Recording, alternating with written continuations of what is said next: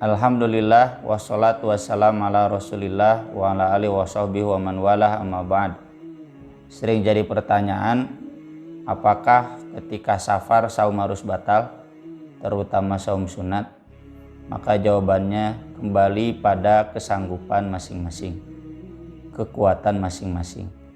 Imam Bukhari membahas banyak hadis yang beliau tulis dalam kitab Sahihnya terkait saum ketika safar ini.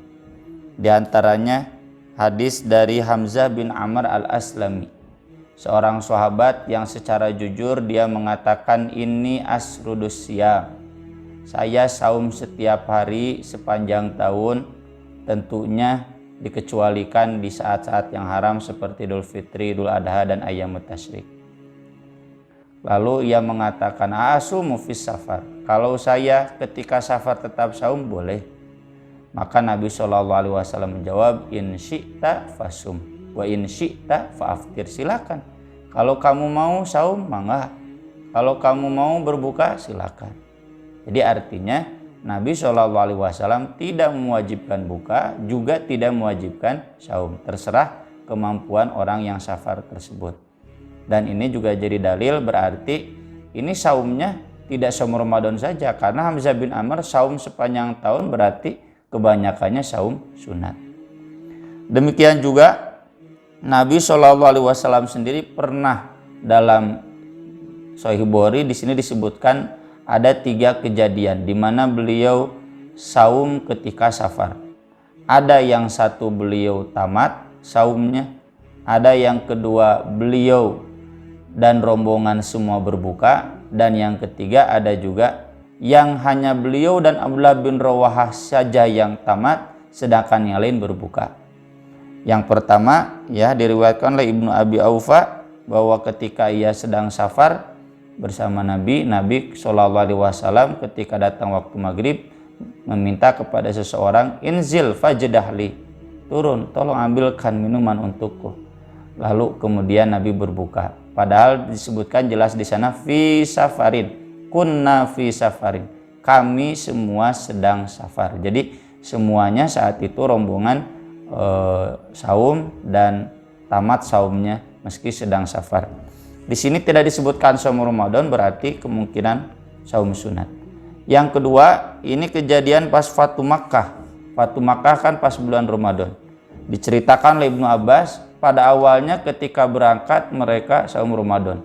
Entah di hari yang mana, yang jelas ketika sampai di Qadid, aftara fa aftaron nas, Nabi berbuka dan yang lainnya pun sama berbuka.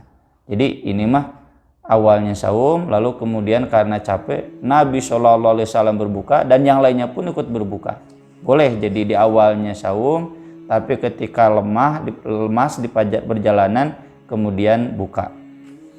Yang ketiga, ini di salah satu kejadian, dan ini bukan Fatu Makkah, artinya bukan bulan Ramadan. Kata Abu Darda, kharajna ma'an Nabi SAW fi ba'di asfari fi yaumin har. Saat itu kami safar pada hari yang sangat panas, sampai-sampai orang begini ya meletakkan tangannya di atas kepalanya saking panas. Dan tidak ada di antara kami seorang pun yang saum, illa ma kana minan Nabi SAW wa ibni Rawahah, kecuali hanya Nabi dan Abdullah bin Rawahah saja ya, yang beliau saum kuat sampai tamat. Jadi dalam rombongan ini ada yang saum, ada yang tidak. Dan dijelaskan oleh Anas bin Malik di hadis berikutnya, kunna nusafiru ma'an Nabi sallallahu alaihi wasallam falam ya'ibis shaim 'alal muftir. Orang yang saum tidak mencela yang buka, walal muftir 'ala shaim. Yang buka juga tidak mencela yang saum. Jadi kalau ada di dalam rombongan itu sebagian buka, nggak usah meledek yang saum, atau yang saum tidak usah mencela yang berbuka. Silakan dua-duanya diamalkan. Bukankah kalau ada pertanyaan Nabi sendiri mengatakan tidak baik saum ketika safar? Ya betul. Laisa minal birri as-saumu fis safar. Beliau menyatakan demikian, tidak baik saum ketika safar. Tapi itu disabdakan oleh beliau ketika dalam sebuah safar beliau melihat kerumunan orang, Lalu ketika beliau lihat ternyata ada orang yang pingsan, dullila alaih.